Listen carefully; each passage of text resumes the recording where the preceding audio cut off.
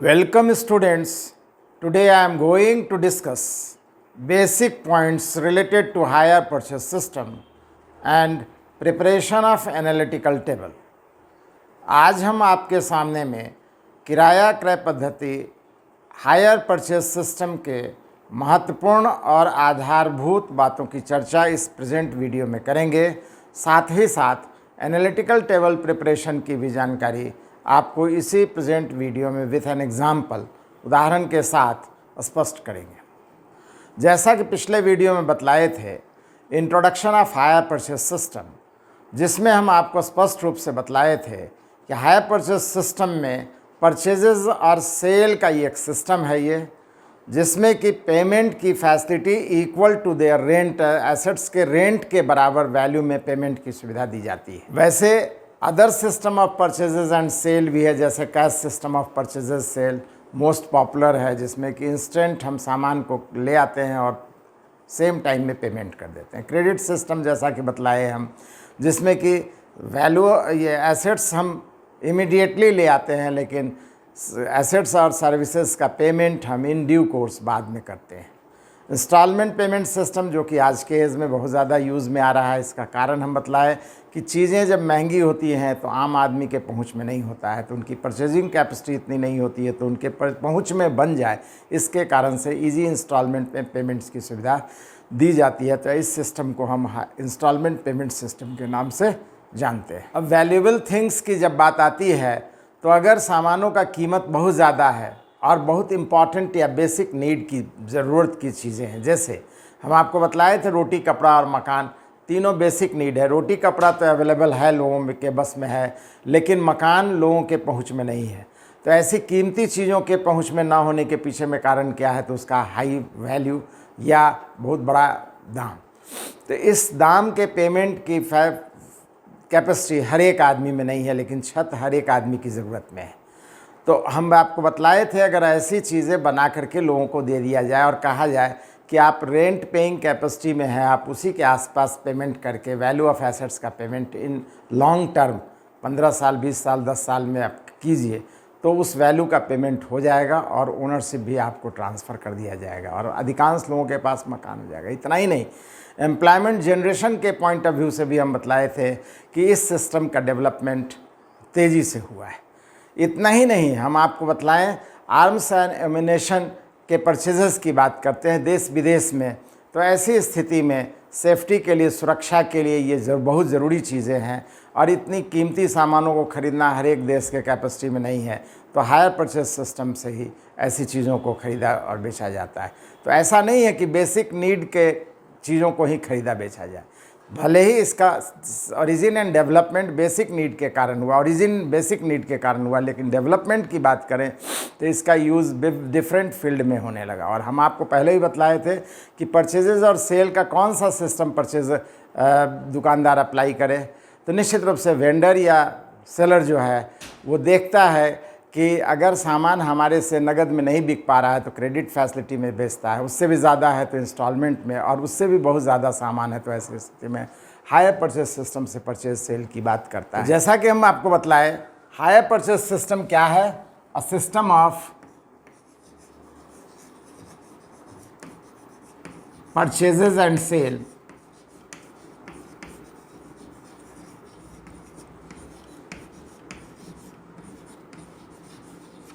of valuable things.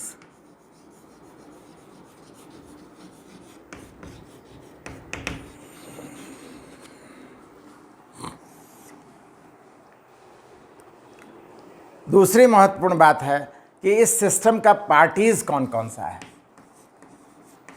किस किस party या पक्ष के बीच में लेन देन होता है। तो पार्टीज दो हैं, एक आम बोलचाल में जिसको हम सेलर या वेंडर कहते हैं,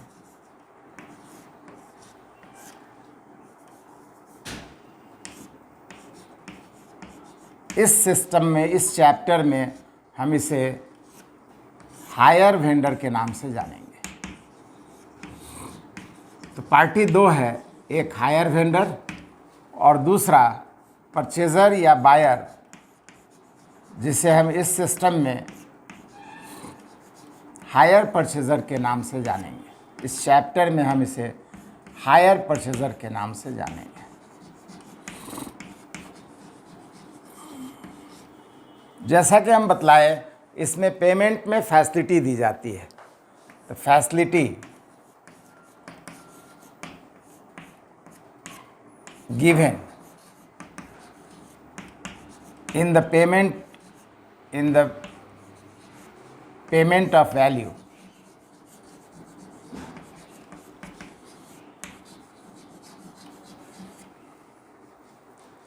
and value paid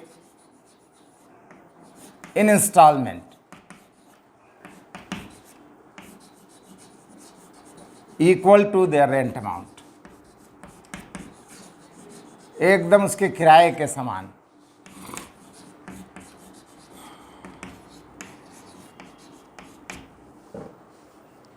वैल्यू से इसका पेमेंट करने की सुविधा दी जाती है। निश्चित रूप से इस फैसिलिटी के कारण एडिशनल अमाउंट सेलर या वेंडर चार्ज करता है, हायर वेंडर चार्ज करता है। कोई भी बिजनेसमैन अपने पॉकेट से नहीं बिजनेस बेच देगा या आप नुकसान नहीं सहन करेगा। फैसिलिटी देगा, लेकिन इसके अगेंस्ट में वो एडिशनल अमाउंट चार्ज करता है in the name of interest. The additional amount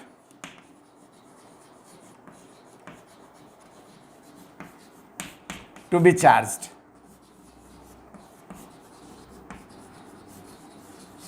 in the name of interest.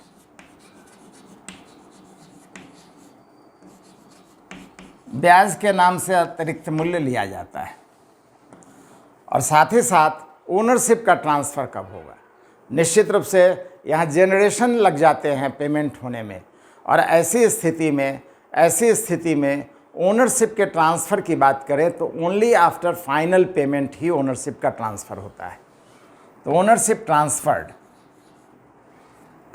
जब तक कि लास्ट इंस्टॉलमेंट का पेमेंट नहीं होता है, वैल्यू ऑफ एसेट्स का ओनरशिप ट्रांसफ़र नहीं होता है, मतलब वो उस एसेट्स को बेच नहीं सकता है। बायर या परचेज़र या हायर परचेज़र बेच नहीं सकता है, यूज़ कर सकता है।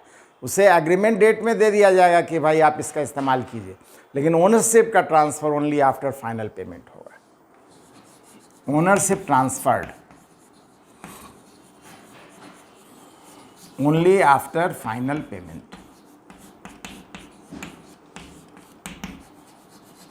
और last payment, last instalment payment के बाद ही ओनरशिप ट्रांसफ़र होगा। और जैसा कि देख रहे हैं यहाँ बरसों लग जाते हैं, 10 साल, 15 साल, 20 ईयर्स भी लग सकता है पेमेंट करने में। जनरेशन चेंज हो सकता है।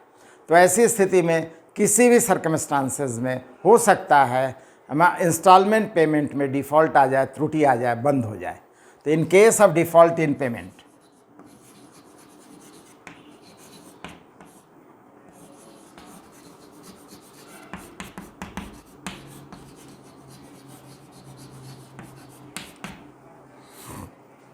अगर भुगतान में त्रुटि आ जाती है तो चूंकि ओनरशिप अभी भी हायर वेंडर के पास में है, इसलिए वो वापस संपत्ति को, चीज़ों को, सामान को अपने पोजीशन में ले लेगा।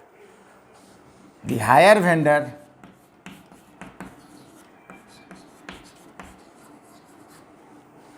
टेकन बैक, दूसरे शब्दों में रीप्रोसेस्ड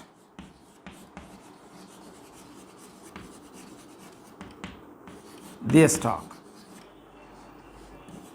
सामान को जो उसने बेचा है, एग्रीमेंट किया है, ट्रांसफ़र कर दिया है यूज़ करने के लिए, ओनरशिप ट्रांसफ़र नहीं किया है, उसे वापस ले लेगा अगर भुगतान में त्रुटि आ जाती है।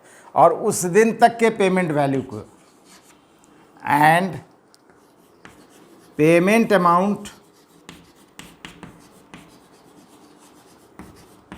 Up to that date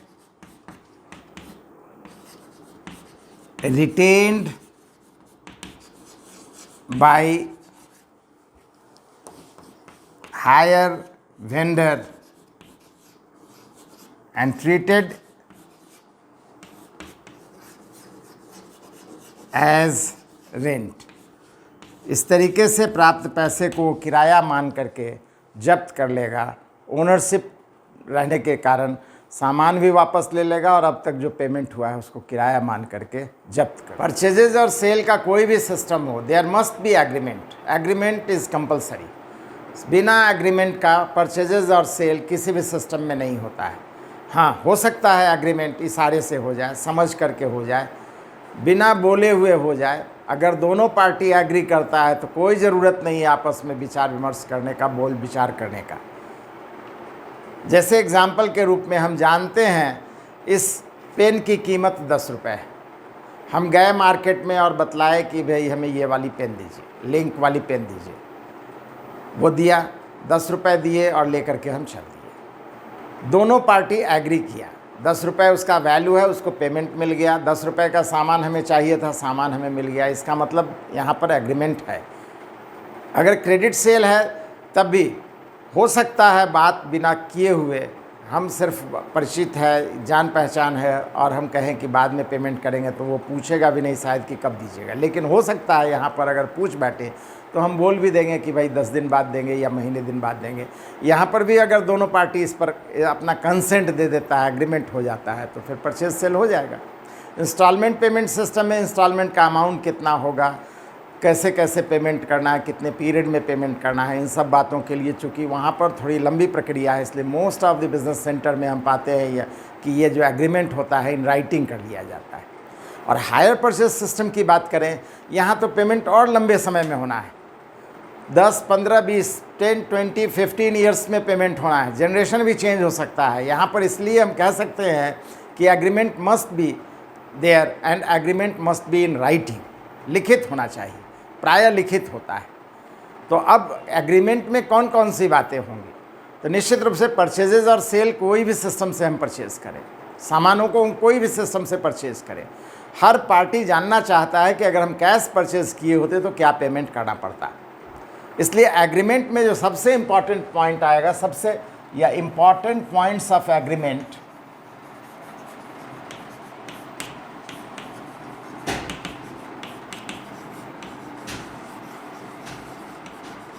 for accounting purpose,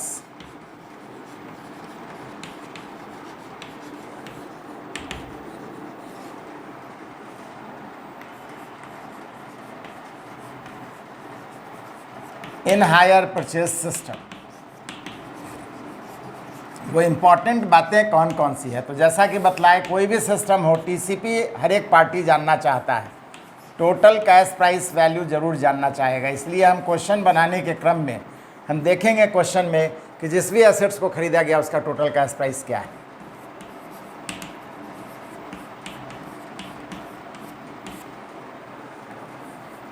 फिर दूसरा पॉइंट क्या एग्रीमेंट का होगा, निश्चित रूप से यहाँ पर फैसिलिटी दी जाती है। फैसिलिटीज़ देने के कारण एडिशनल अमाउंट चार्ज किया जाता है इंटरेस्ट के नाम से, तो what will be the rate of interest, इस पर भी एग्रीमेंट होना चाहिए।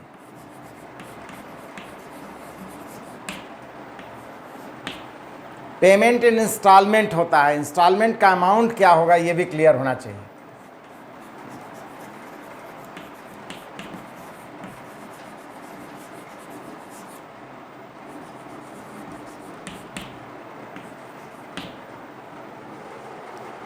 इसके अलावा हम देख रहे हैं यहाँ पर कि परचेज़र और सेलर के बीच में किसी भी सिस्टम से परचेज सेल होता है, सेलर या वेंडर या हायर वेंडर की हमेशा कोशिश होती है एज अर्लीस्ट पैसा रियलाइज़ कर ले। इसी कारण से कभी शाम के समय में वो कहता है कि अभी दिया बत्ती का समय है, तो मॉर्निंग में कहेगा कि अभी बोहनी नहीं हुआ है। इस तरीके से एक बहाना है, ये जस्ट एक रास्ता है कैसे अमाउंट को रियलाइज़ कर लें, और इसमें शायद वो सक्सीड भी हो जाता है। तो on the day of agreement if any amount realised, the such amount is known as down payment amount और एग्रीमेंट अमाउंट। तो हो सकता है एग्रीमेंट अमाउंट क्वेश्चन में हो, कंपलसरी नहीं है, मिल भी सकता है और नहीं भी मिल सकता है।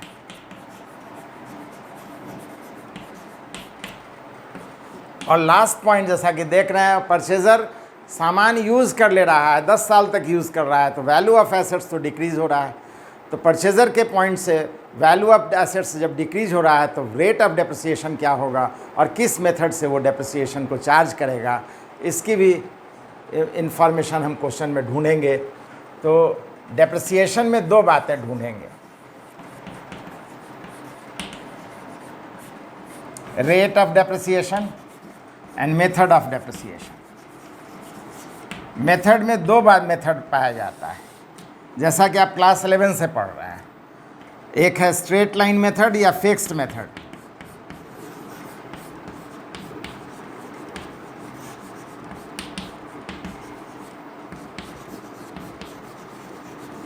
और दूसरा है डिमिनिशिंग या रिड्यूसिंग बैलेंस वैल्यू मेथड।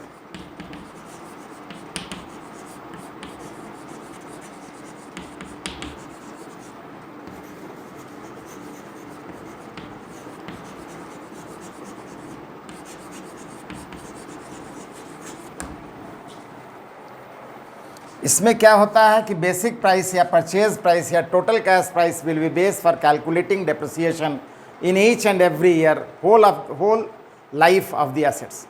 जब संपत्ति के पूरे जीवन काल में उसके खरीद मूल्य से, परचेज प्राइस से, हर एक ईयर सेम प्राइस से, परचेज प्राइस से डेप्रिसिएशन निकाला जाता है। जैसे 10,000 रुपये वैल्यू ऑफ एसेट्स का टोटल कैश प्राइस है और 10% डेप्रिसिएशन है, तो 10,000 का फर्स्ट ईयर में भी 10% 1,000 आएगा, सेकेंड ईयर में भी 10,000 का 10% 1,000 आएगा। इस मेथड को जब हम अप्लाई करते हैं तो ये स्ट्रेट लाइन मेथड या फिक्स्ड मेथड के नाम से जाना जाता है।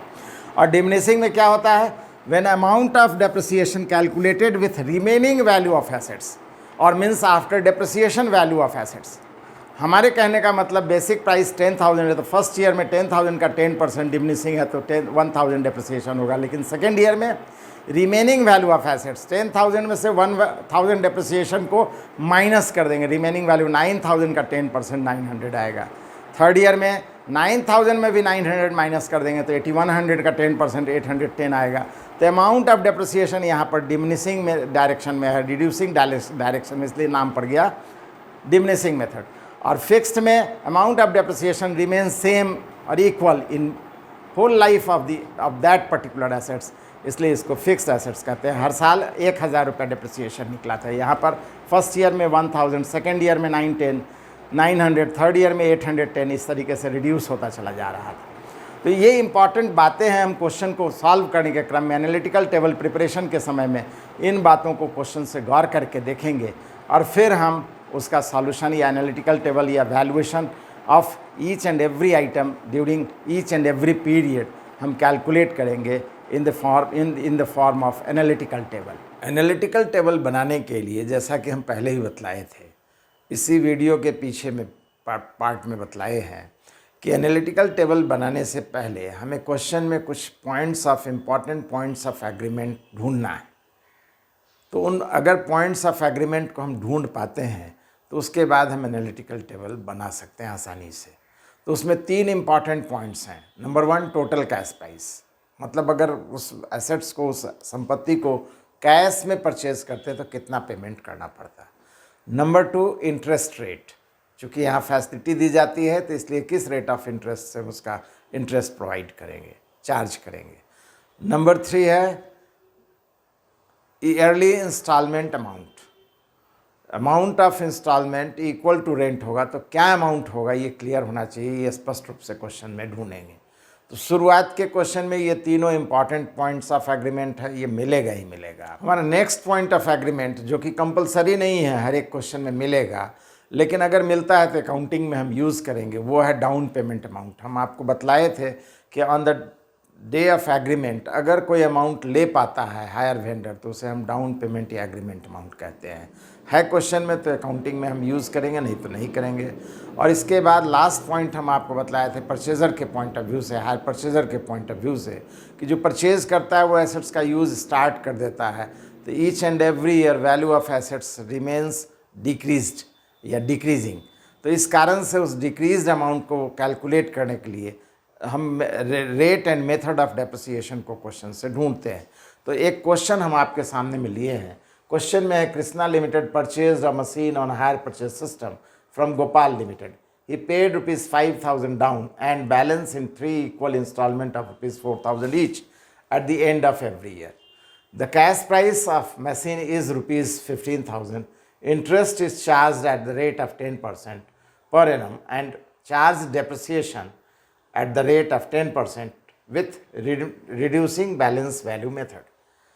Prepare analytical table, just analytical table prepare करने का इन्फॉर्मेशन हम आपको आज प्रेजेंट कर रहे हैं, उसके प्रिपरेशन की जानकारी हम दे रहे हैं। तो इस प्रिपरेशन ऑफ एनालिटिकल टेबल में हम अभी बतलाए हमें टोटल कैश प्राइस चाहिए, जो कि क्या वैल्यू मिल गया 15,000। हमें चाहिए रेट ऑफ इंटरेस्ट, जो क्या मिल गया 10% पर एनम। हमें चाहिए yearly instalment amount, yearly instalment कितना है 4,000 पर ईयर। इसके बाद दो और बातें हैं, पॉइंट्स हैं, वो मिल भी सकता है क्वेश्चन में या नहीं भी मिल सकता है। इस क्वेश्चन में वो दोनों बातें हैं, वो डाउन पेमेंट है 5,000 और डेप्रिसिएशन का रेट एंड मेथड है 10% रिड्यूसिंग बैलेंस वैल्यू मेथड। इसके अलावा एक और इम्पॉर्टेंट पॉइंट है, एनालिटिकल टेबल बनाने से पहले हमें ये देखना चाहिए कि टोटल पेमेंट कितना है और टोटल कैश प्राइस उस क्वेश्चन में कितना है, क्योंकि टोटल पेमेंट अगर टोटल कैश प्राइस के इक्विवेलेंट है, बराबर है, तो वो हमारा जो ईयरली इंस्टॉलमेंट है, इंस्टॉलमेंट नहीं है एक्चुअली, कैश प्राइस है, विदाउट इंटरेस्ट है। और विदाउट इंटरेस्ट है तो कैलकुलेटेड इंटरेस्ट अमाउंट को, ईयरली इंटरेस्ट अमाउंट को उसमें ऐड करेंगे तो इंस्टॉलमेंट आएगा। और अगर हमारा payment value total cash price value से ज़्यादा है, इसका मतलब है कि पेमेंट वैल्यू में इंटरेस्ट इंक्लूडेड है, और इंटरेस्ट इंक्लूडेड है तो वो ईयरली इंस्टॉलमेंट है, और ये इंस्टॉलमेंट है तो उसमें से हम इंटरेस्ट को माइनस करेंगे तो ईयरली कैश प्राइस आ जाएगा। तो यहाँ पर हम टोटल पेमेंट वैल्यू को देखें तो 4,000 3 टाइम्स पेमेंट किया जाता है, 12,000 हो गया। 5,000 डाउन पेमेंट है, मतलब 17,000, और टोटल कैश प्राइस हमारा 15,000, यानी पेमेंट जो है वो more than total cash price value है। इसका मतलब 4,000 इंक्लूडिंग इंटरेस्ट है, इंटरेस्ट के साथ है, इसका मतलब ईयरली इंस्टॉलमेंट है। तो एनालिटिकल टेबल जब हम प्रिपेयर करेंगे, हेडिंग दिया हमने एनालिटिकल टेबल, इसमें फर्स्ट कॉलम चाहिए तो आप एक ईयर का बनाइए। एक्चुअली रफ वर्क है, वर्किंग है, आपके वैल्यू की जानकारी क्लियर कट इससे पता चल रहा है, जिससे कि आगे की अकाउंटिंग इजी हो जाएगी। इसमें नेक्स्ट कॉलम हमारा बनेगा TCP, total cash price. Next होगा हमारा calculation of interest, calculation of interest. Next हो जाएगा ईयरली इंस्टॉलमेंट। नेक्स्ट होगा ईयरली कैश प्राइस, और लास्ट हो जाएगा हमारा डेप्रिसिएशन।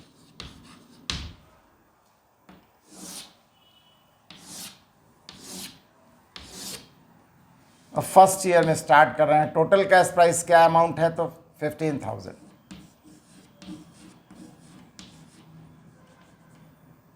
रेट ऑफ इंटरेस्ट क्या है तो 10%। डिमिनिशिंग है 10%, डेप्रिसिएशन है डिमिनिशिंग मेथड से, रिड्यूसिंग बैलेंस वैल्यू मेथड से। इंपॉर्टेंट बातें नोट कर लिए, इसके बाद कैलकुलेशन में आसान हो जाएगा। एग्रीमेंट अमाउंट कितना है तो 5,000 down payment. Down payment interestless amount है, उसी दिन पेमेंट हो जा रहा है। इंटरेस्ट हमेशा बैलेंस कैश प्राइस से पेमेंट करते हैं। तो आज ट्रांजैक्शन हुआ, आज जो पैसा दे दिया तो निश्चित रूप से उसका इंटरेस्ट से कोई संबंध नहीं, इसलिए उसको माइनस कर देंगे। बच गया 10,000। इंटरेस्ट हम कैलकुलेट करेंगे, बैलेंस कैश प्राइस 10,000 है, 10,000 का 10% 1,000। ईयरली इंस्टॉलमेंट दिया हुआ है 3 times 4,000 each time, each year, end of each year. और ये इंस्टॉलमेंट है क्योंकि पेमेंट वैल्यू ज़्यादा है, जैसा कि बतलाया 4,000 इंटू 3 12,000 और 5,000 डाउन पेमेंट 17,000, ये 15,000 से ज़्यादा है। तो इंटरेस्ट में हम इस इंटरेस्ट को इसमें से माइनस करेंगे तो विदाउट इंटरेस्ट अमाउंट आ जाएगा, मतलब 3,000। और जैसा कि देख रहे हैं टीसीपी, टोटल कैश प्राइस में कैश प्राइस वैल्यू को लिखा जाएगा, means without interest amount. Without interest ये नहीं है, विदाउट इंटरेस्ट ये है। तो ईयर एंड में, फर्स्ट ईयर एंड में फर्स्ट इंस्टॉलमेंट 3,000 से कैश प्राइस का पेमेंट हो रहा है, तो बच गया कितना 7,000। इस तरीके से हमारा फर्स्ट ईयर एंड कर गया, अब सेकेंड ईयर स्टार्ट हो जाएगा। सेकेंड ईयर में इंटरेस्ट हमारा कितना निकलेगा, 7,000 का 10% 700। तो 4,000 में 700 इंटरेस्ट है, तो कैश प्राइस क्या आ गया हमारा 3,300। बच गया कितना 3,700। आ गए हम लोग थर्ड ईयर, लास्ट ईयर में। याद रखिएगा लास्ट ईयर एक्चुअली है पेमेंट का, तो उस कंडीशन में हम इंटरेस्ट फार्मूला से कैलकुलेट नहीं करेंगे। अभी तक इंटरेस्ट का फार्मूला था PRT/100, तो अब फार्मूला से इसलिए नहीं इंटरेस्ट कैलकुलेट करेंगे क्योंकि प्रिंसिपल अमाउंट हमको मालूम है और ए विथ इंटरेस्ट कंपाउंड अमाउंट मालूम है, तो दोनों के डिफरेंस से हमारा इंटरेस्ट निकल जाएगा। तो एक्चुअली लास्ट ईयर है पेमेंट का, तो हम compound amount minus principal amount करेंगे, इंटरेस्ट की जानकारी हो जाएगी। कैलकुलेशन अगर हम फार्मूला से करेंगे तो फिर डिफरेंस आ जाएगा, कैलकुलेशन में एग्जैक्ट अमाउंट नहीं आएगा। और जब हमको मालूम है प्रिंसिपल और कंपाउंड अमाउंट, डिफरेंस से निकालना चाहिए, निकाल रहे हैं इस कारण से। तो 3700 लास्ट टाइम में पेमेंट किया कैश प्राइस से, तो वैल्यू हो गया नील। कैश प्राइस कितना आ गया लास्ट ईयर का? 3700। अब लास्ट कॉलम हम डेप्रिसिएशन का कैलकुलेट करेंगे। 15,000 हमारा बेसिक प्राइस है, प्रिंसिपल अमाउंट है, एसेट्स वैल्यू है, एसेट्स के वैल्यू से ही डेप्रिसिएशन कैलकुलेट करते हैं। 10% डिमिनिशिंग है, तो फर्स्ट ईयर में 1500 आ गया। अब रिमेनिंग वैल्यू सेकेंड ईयर में कितना आ गया? तो 15,000 माइनस 1500, 13,500। इसका 10% सेकेंड ईयर में निकलेगा, तो आ जाएगा 1350।